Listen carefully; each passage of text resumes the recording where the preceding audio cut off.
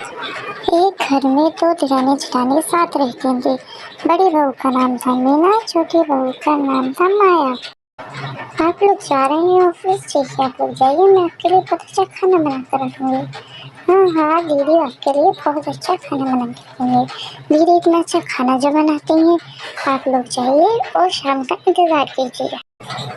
दोनों भाई ये बात सुनकर अपने अपने काम पर चले जाते हैं। मीना माया से कहती है, चलो बहुत ही काम है, आज चलो जल्दी जल्दी सफाई कर लेते हैं, फिर खाना भी बनाना है।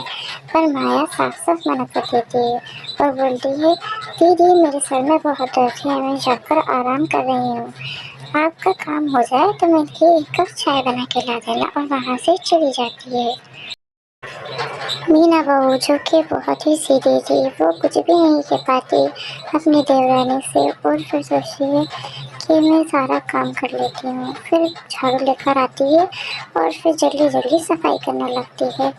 और फिर पूरे घर की सफाई करने के बाद सोचती है, चलो अब मैं खाना भी बना लेती हूँ। फिर किचन में पहुँच जाती है और जल्दी जल्दी से खाना भी बना लेती है। अपनी देवरानी के पास जाती है कि तुमको चाय लेकर आई हूँ तुम्हारे लिए, ये लो तुम चाय पी लो। अब माया रोज यही करती, जब भी मीना उसको काम के लिए बुलाती है वो कुछ ना कुछ बहाना बना देती और कहती है मेरी तबीयत ठीक नहीं है, कभी कुछ हो रहा है कभी कुछ। और फिर मीना वहाँ से चली जाती है और फिर रोज उसको सारा काम करना पड़ता है। रोज वो काम कर करके थक गई थी, लेकिन वो करती भी क्या, वो तो बहुत सीधी थी, वो कुछ नहीं बोलती और रोज अपना काम करती, रोज खाना बनाती और रोज उसको खाना बना के खिलाती, पर कभी भी कुछ नहीं कहती।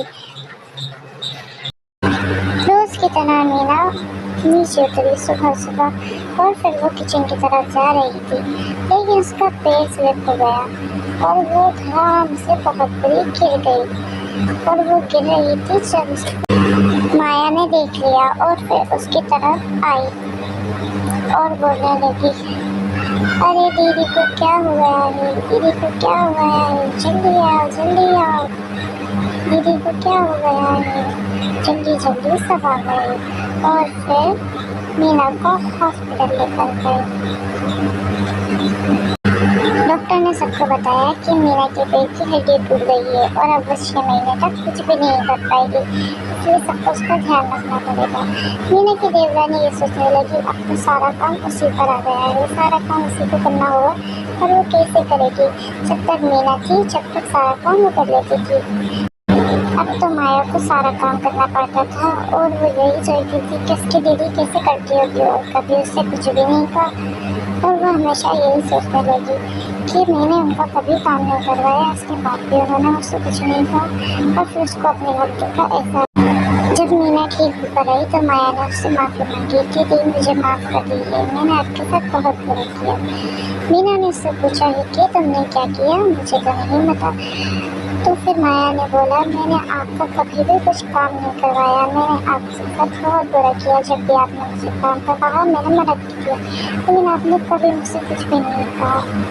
मीना हंसने लगी और बोली, तो मेरी पगली, तू तो मेरी छोटी बहन की तरह है, मैंने किया तूने किया कोई बात नहीं। माया ने कहा, पर मैं अब आपके साथ हमेशा काम में हाथ बटाऊंगी और आपका कहना मानूंगी।